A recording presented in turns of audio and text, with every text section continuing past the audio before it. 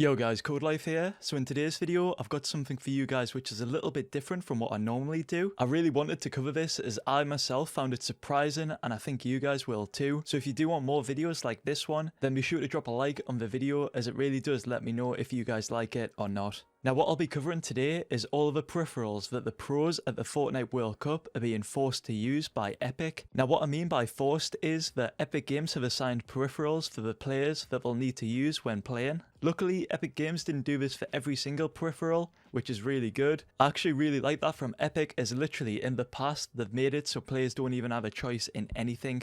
Literally everything was assigned by Epic Games. However, this time round, Epic Games have actually had some leniency, which is really good. I know as well guys that this isn't as bad as it sounds, as Epic Games do run the tournament and provide the prize money, so they can do what they like. But what I'm saying is that the more choice the players have, the better the tournament will be, as the players will be used to playing on their peripherals and not the ones that Epic Games have chosen. So what peripherals did Epic Games allow the players to use? Epic Games have allowed everyone to use their own mouse of choice as long as they didn't change it within the deadline. The deadline worked like this: the players qualified from the Fortnite World Cup, then they pretty much had a deadline to message Epic which mouse they wanted selected, as Epic I believe buy all the mice brand new. We actually seen a player called Atlantis Tux that tweeted this last night. He pretty much said that he can't play with the mouse he's been using for the past 2 months because Epic won't allow him to. The reason why Epic won't allow him to is because of the deadline thing I mentioned earlier. It looks to me like Tux wasn't given enough time by Epic Games to be able to decide on which mouse he's going to be using, as what you've got to remember is Tux qualified on week 10 and I'm not sure how much time they actually gave him to decide on a mouse. So this does really suck for Tux, as he'll have to now play on his old mouse instead of the new one that he's been using for literally 2 months. The other peripheral that Epic Games have allowed everyone to use is their own keyboard of choice.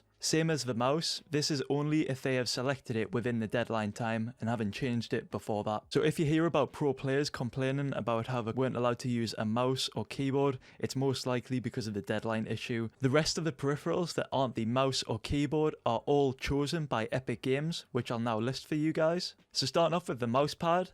The mousepad is a Fortnite branded Logitech G840, which is in the size XXL. I imagine this would be very annoying for some pros, as most of them are using the XXL mousepads and not the XXL mousepads. I myself have actually used both of them and the difference is actually insane. It would be really difficult going from a XXL to a XXL.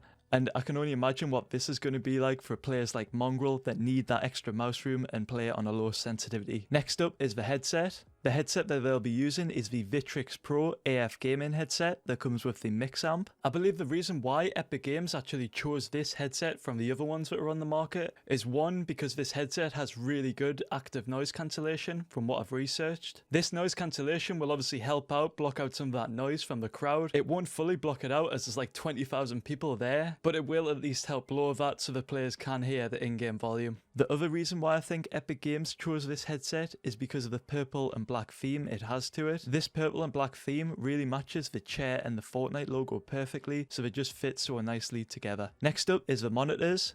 The choice of the monitors that the pro players have is between the Asus ROG Swift PG25-8Q and the Alienware AW2518H. Both of these monitors are very similar in specs and price range, and they're probably the best on the market right now for 24-inch 240Hz monitors. So with Epic Games allowing the players to make that choice between these two monitors, I think is really good of them, as a lot of players have been using either of these two. Next up we have the gaming chair. The chair that they'll be using is the Respawn 300 racing style gaming chair. This chair features a custom sticker on the back that has a different number for each player, so they know where to sit. Next up, we've got the desk. For the desk, I'm assuming that it'll be a custom made one, along with the booth/stations that the players will be playing in. So for those, I'm not sure on the details on that, as it is probably custom. And finally, for the gaming PC that the pro players will be playing on is the Alienware Aurora. Now the specs for these PCs haven't been shared, so I'm just going to assume that they've been fully specced out. I don't think that Epic Games want any of the players complaining about FPS drops or lag, so I'm just assuming that they will be putting the best of the best specs in these computers. So what I'll do now for you guys is list all the specs that I believe will be included. To find these specs, I just went on the Alienware website and fully maxed out the specs for the Alienware Aurora, which I'll put on screen right now.